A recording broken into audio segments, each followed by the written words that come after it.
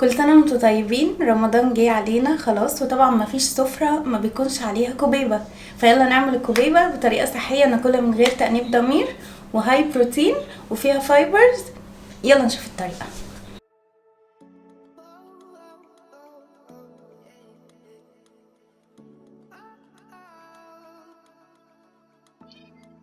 يلا ندوق.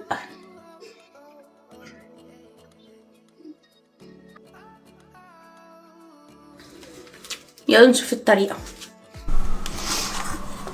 معايا كيلو من البطاطس مهروسة مسلوقة كويس قوي كده لغاية لما تبقى طرية خالص، وده نص كيلو برغل منقوع هما 500 جرام، وحطيت عليهم كوباية مية سخنة.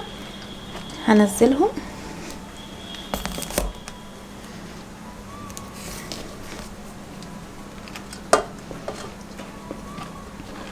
كل ما ننزل شوية نعجنها كده، ممكن نضربها كمان في كب.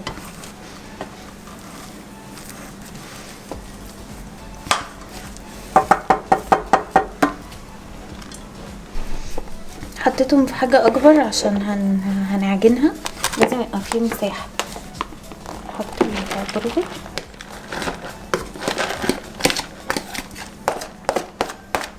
هو البرغل انا حاساه ناشف، فهزود شويه ميه سخنه. هحط الاول فلفل اسود وملح. انا حاطه ملح على البرغل وانا بنقعه، وشويه سبع بهارات. هنقلبهم ونعجنهم خالص. نحط شويه ميه سخنه عشان تتعجن معانا.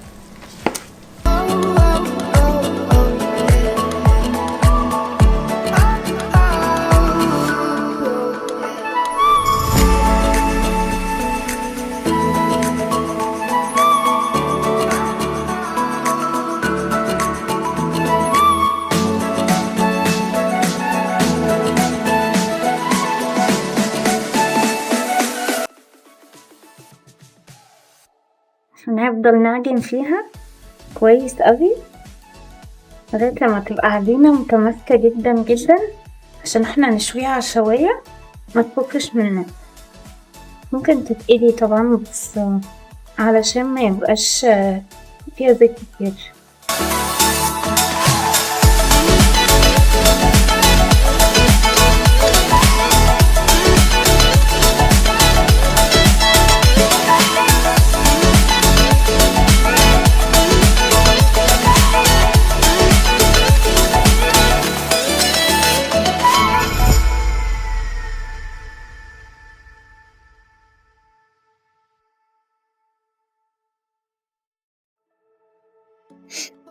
هحط 40 جرام تقريبا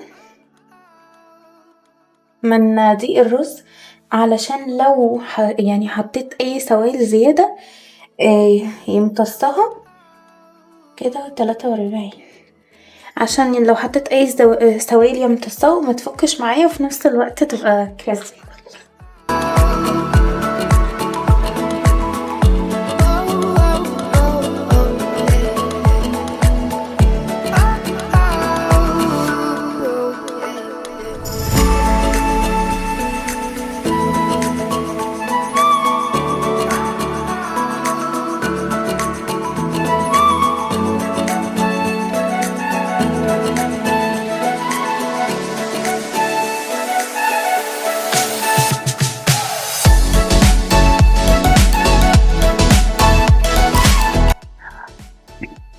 كده هي بقت جاهزة، عجينة طرية خالص وماسكة نفسها. انا جبت نص كيلو لحمة مفرومة حمرا خالص، على نص كيلو بصل. في ناس بتحب تحط مكسرات بس انا محطتش عشان مش عايزة ازود الكالوريز. هناخد بقى قطع كده ونبدأ نعملها على شكل الكوبيب. نحط صباعنا كده، نحاول ان احنا نعمل مكان نفضيه عشان نحط فيه اللحمة، ونلسها كده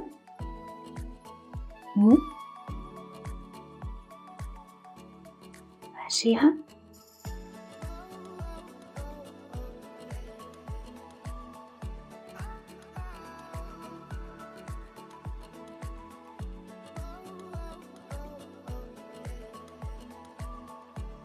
نفتحها كده ونظبط بقى شكلها.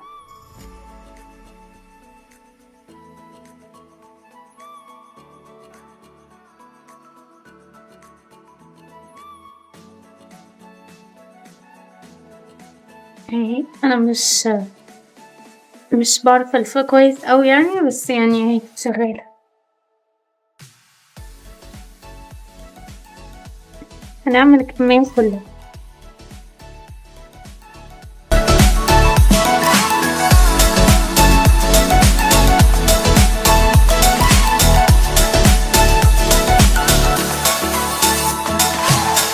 في شكل تاني بتكون اكبر بقى، دي بتاعت الشوي على الفحم او الشواية.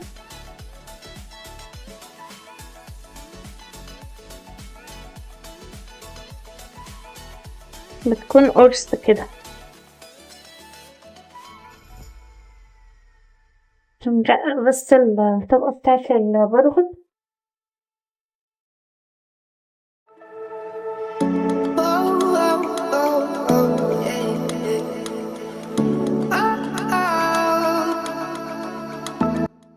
بتكون على شكل قرص كده، بتتحط بقى بتتشوي على الشواية او على الفحم.